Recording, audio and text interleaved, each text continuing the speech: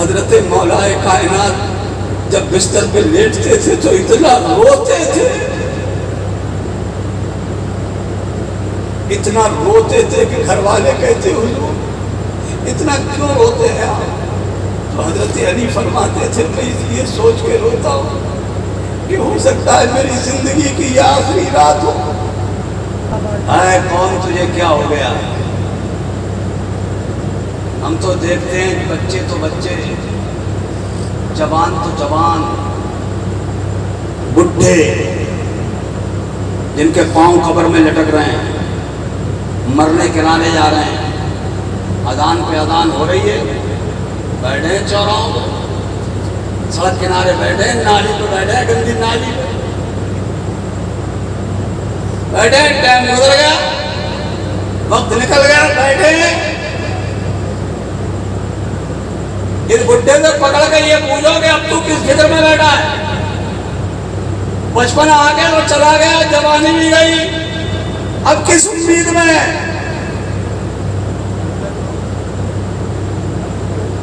ارے جو سانسیں باقی رہ گئی ہیں ان سانسوں کو غنیمت جانو، اللہ کا شکر ادا کرو، اس عمر میں بھی اللہ کے گھر میں آؤ، اپنے مولا کو سجدہ کرو اور اپنے پروردگار سے رو کر کے دعا کرو، اے اللہ میں پوری زندگی تیرے دربار میں نہ آ سکا، اے پروردگار میں پوری زندگی بھاگتا رہا، اب میں آ گیا ہوں تیری بارگاہ میں، میرا تو مالک ہے، میں تیرا بندہ ہوں، اے اللہ تو اپنے بندے کی خطائیں بخش دے۔ کرو اپنے گناہوں کو یاد کر کے اللہ کی بارگاہ میں دعا سدھارو۔ ہمیں رونا تو آتا ہی نہیں ہے، ہم روتے نہیں ہیں، صرف ہنستے ہیں۔ قرآن کہتا ہے ہنسو کم رو زیادہ، ہم ہنس رہے ہیں زیادہ، رو نہیں رہے ہیں۔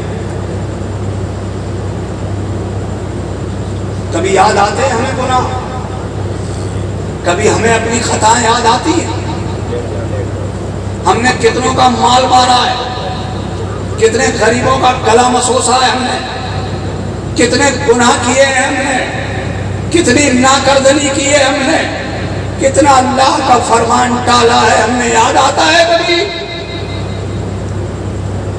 کبھی شام کو چارپائی پہ لیٹ کر ساری دنیا کی سوچوں کو الگ ہٹا کر ایک منٹ کے لیے کبھی اپنے اوپر بھی غور و فکر کیا ہے کہ میں نے کتنی خطائیں کی ہیں، میں کتنا گنہگار ہوں؟ یہ آج کی رات کو مجھے بستر پہ لیٹنے کو مل گئی ہے، پتہ نہیں صبح کا سورج دیکھنے کو ملے گا کہ نہیں ملے گا۔ سوچا ہے شام کو بچوں نے کھلا پلا کے لٹایا، ضروری ہے کہ صبح کا سورج بھی دیکھ سکو گے؟ ارے کتنوں کو دیکھا ہے شام کو اچھے سے لٹایا، صبح کو جا کے دیکھا تو باپ کا انتقال ہو چکا۔ کبھی ہمیں بھی خیال آتا ہے کہ کہیں میں آج چارپائی پہ لیٹا ہوں، یہ میری زندگی کی آخری رات تو نہیں ہے؟ سوچا ہے کبھی ہو سکتا ہے یہ میری زندگی کی آخری رات ہو اور صبح کا سورج مجھے دیکھنے کو نہ ملے؟ حضرت مولا کائنات جب بستر پہ لیٹتے تھے تو اتنا روتے تھے، اتنا روتے تھے کہ گھر والے کہتے حضور اتنا کیوں روتے ہیں آپ؟ تو حضرت علی فرماتے تھے میں یہ سوچ کے روتا ہوں کہ ہو سکتا ہے میری زندگی کی یہ آخری رات ہو، صبح کا سورج مجھے دیکھنے کو نہ ملے۔ کبھی ہم بھی سوچتے ہیں، کبھی ہمارے دماغ میں بھی آتا ہے، اور جس دن یہ بات تمہارے دماغ میں بیٹھ گئی کہ ہو سکتا ہے یہ میری زندگی کی آخری رات ہو، خدا کی قسم وہ آخری رات تمہاری اللہ سے توبہ کرتے گزرے گی، رو رو کے گزارو گے اللہ میں بہت خطا کر، اے اللہ میں بہت گنہگار ہوں، میرے مالک میرے گناہوں کو بخش دے۔ اے اللہ میں توبہ کرتا ہوں، کبھی گناہوں کو ہاتھ نہیں لگاؤں گا۔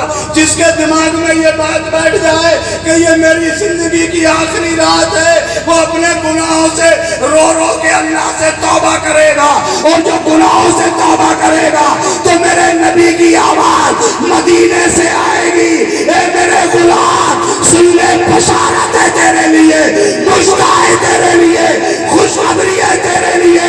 التائبو من الذنب کمن لا ذنب لہ، جو اپنے گناہوں سے توبہ کر لیتا ہے تو اللہ تعالیٰ اسے ایسا کر دیتا ہے جیسے اس نے گناہ ہی نہ کیا۔ نعرہ تکبیر، نعرہ رسالت، مسلک اعلی حضرت عرس خورشیدی، مسلک اعلی حضرت، نعرہ تکبیر، نعرہ رسالت۔ اس لیے میرے عزیز بھائیوں، جہاں چارپائی پہ لیٹ کر ہزاروں مسئلے سوچتے ہو، دنیا کی ہزاروں باتیں سوچتے ہو، ایک منٹ کے لیے قبر کے بارے میں بھی سوچ لیا کرو کہ ایک دن مجھے قبر میں بھی اتارا جائے گا۔ آج میرے بچے مجھے اس منچ کے گدے پہ لٹا رہے ہیں، آج میرے بچے مجھے ڈبل بیڈ پہ لٹا رہے ہیں، آج میرے بچے مجھے ایئر کنڈیشن روم میں لٹا رہے ہیں۔ ایک دن وہ آئے گا کہ یہی بچے مجھے اپنے کاندھوں پہ لاد کر بستی سے دور شہر خاموشہ میں قبرستان میں لے جا کر منو مٹی کے نیچے دفن کر دیں۔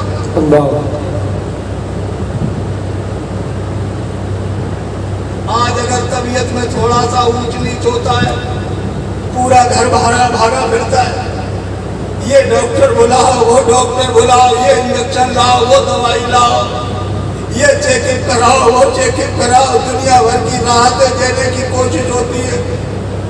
کبھی سوچا ہے ایک منٹ کے لیے،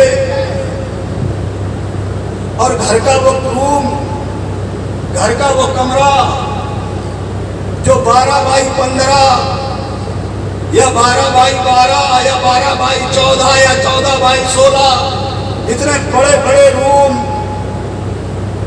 اس کمرے میں لیٹتے ہو ایک منٹ کے لیے لائٹ چلی جاتی ہے، دل گھبرانے لگتا ہے، اندھیرا ہو جاتا ہے، وحشت ہونے لگتی ہے، گھبراہٹ میں روم سے باہر نکل کے آ جاتے ہیں ہم لوگ۔ اتنے بڑے کمرے میں ہمارا دل نہیں لگتا ہے۔ سوچو وہ 2.5 فٹ چوڑا، 7 فٹ یا 6 فٹ لمبا گڑھا، ادھر ہاتھ مارو تو دیوار میں لگتا ہے، ادھر ہاتھ ہلاؤ تو دیوار میں لگتا ہے، پیر پھیلاؤ تو دیوار میں لگتے ہیں، سر دیوار میں لگتا ہے۔ سوچا ہے اس چھوٹے سے کمرے میں، اس چھوٹے سے گڈھے میں لائٹ نہیں ہوگی، بجلی نہیں ہوگی، روشنی نہیں ہوگی، وہاں کوئی دل بہلانے والا نہیں آئے گا، وہاں کوئی ڈاکٹر نہیں آئے گا، وہاں کوئی انجیکشن لگانے والا نہیں آئے گا، وہاں کوئی دوائی دینے والا نہیں آئے گا۔ سوچو میرے بھائیوں، اس قبر میں تمہارے دل کو چین دینے کون آئے گا؟ وہاں تمہارے دل کو بہلانے کون آئے گا؟ اللہ کے نبی میرے اور آپ کے آقا و مولا سرور کونین صلی اللہ تعالیٰ علیہ وسلم ارشاد فرماتے، جب مردہ قبر میں وحشت میں گھبرا رہا ہو، اچانک پوری قبر بقعۂ نور ہو جائے گی، روشنی ہو جائے گی قبر میں، نور پھیل جائے گا قبر میں۔ اس نوری ماحول میں ایک نورانی شکل والا آئے گا، آ کر کے مردے کے سینے پہ تسلی کا ہاتھ دھرے گا اور مردے سے کہے گا بھائی گھبراؤ مت، میں تمہارا دل بہلانے آیا ہوں۔ وہ گھبرا کے مردہ کہے گا کہ میرا بیٹا نہیں آیا، مردہ گھبرا کے کہے گا میرے ابا کہاں ہے، میرے گھر والے کہاں ہیں، میں سب کو تو اچھا بھلا چھوڑ کے آیا تھا، یہ میرا ساتھ دینے کوئی نہیں آیا، میرا دل بہلانے کوئی نہیں آیا۔ وہ نوری شکل والا کہے گا اب تیرے گھر والے نہیں آئیں گے، اب میں آیا ہوں تیرا دل بہلانے۔ مردہ گھبرا کے کہے گا بھائی تم کون مہربان ہو، کون ہو مجھ پہ رحم کرنے والے، تو وہ نوری شکل والا کہے گا میرے بھائی یاد کر، میں تیری دنیا میں پڑھی گئی وہ نماز ہوں جس کو تو نے دنیا میں رہ کے اللہ کے لیے ادا کیا تھا۔ میں تیری پڑھی ہوئی نماز ہوں، آج میں اللہ کے حکم سے تیری قبر میں تیرا دل بہلانے آیا ہوں، اور سن میں تجھے چھوڑ کے جانے والا نہیں، میں قیامت تک اسی طرح سے تیرا دل بہلاتا رہوں گا۔ اے نمازیں چھوڑنے والوں، یاد کرو جہاں تمہارا بیٹا کام نہیں آئے گا، خاندان والے کام نہیں آئیں گے، عزیز و اقارب کام نہیں آئیں گے، وہاں تمہاری پڑھی ہوئی نماز کام آئے گی۔ اس لیے خام و خواہ چوراہوں پر گلیوں میں بیٹھ کے اپنا وقت برباد نہ کیا کرو۔ اذان سنو، اللہ کے گھر کا منادی تمہیں پکارے، آواز دے، سب کام چھوڑو، بیٹھنا اٹھنا بند کرو۔ اور اے نوجوانوں، میں تم سے کہہ کے جا رہا ہوں، میری بات کو نوٹ کر کے رکھنا، تم جہاں چار یار کھڑے ہو، چار تمہارے یاروں دوست کھڑے ہو، موبائل پہ تم ایک دوسرے کو میسج دکھا رہے ہو یا موبائل دکھا رہے ہو، موبائل کی آج دنیا چل رہی ہے، آج جہاں چار لڑکے کھڑے ہوتے ہیں وہی موبائل چل رہے ہوتے ہیں۔ جیسے ہی تم مسجد کے مینارے سے اذان کی آواز سنو، موبائل بند کر دو، موبائل کو روک دو، اور تم سے ہو سکے تو اپنے دوستوں سے کہو کہ دوستو موبائل بعد میں دیکھ لیں گے، چلو 10-15-20 منٹ کی بات ہے، چلو پہلے نماز پڑھ لو۔ ہو سکتا ہے کوئی تمہارا دوست تمہارے کہنے سے تمہاری بات مان لے اور مان کر کے وہ مسجد میں آ جائے نماز پڑھنے کے لیے۔ اللہ اللہ، تمہارے کہنے سے اگر تمہارے دوست نے نماز پڑھی تو تمہیں تو ثواب ملے گا، اسے تو نماز پڑھنے کا ثواب ملے گا، مگر پڑھے گا وہ، اللہ ثواب تمہیں عطا فرمائے گا۔ اس سے تم ڈبل کام کرو گے، ایک تو تبلیغ دین بھی ہو جائے گی اور تم خود بھی نماز کے پابند۔ اور اے جوانوں، تم خوب نماز پڑھا کرو، بڑھاپے کی نماز تو بڑھاپے کی ہے میاں۔ بڑھاپے میں تو آدمی کا کہیں گھٹنا درد کر رہا ہے، کہیں ٹخنا درد کر رہا ہے، کہیں کمر درد کر رہی ہے، کبھی خطرہ نکل جاتا ہے، کبھی نیند نکل جاتی ہے، ہوتا ہے نا۔ بڑھاپے میں تو اٹھنا بیٹھنا بھی کرنا پڑ جاتا ہے۔ نوجوانوں، تم نماز پڑھو، تمہاری عبادت تو عبادت ہے، سبحان اللہ۔ وہ کہا تھا نا علمی صاحب نے، کر جوانی میں عبادت، کاہلی اچھی نہیں، کر بڑھاپا آ گیا تو بات بن پڑتی نہیں۔ جوانی میں عبادت کرو تو اس کا لطف ہی کچھ اور۔ میری بات سمجھ رہے ہو آپ لوگ؟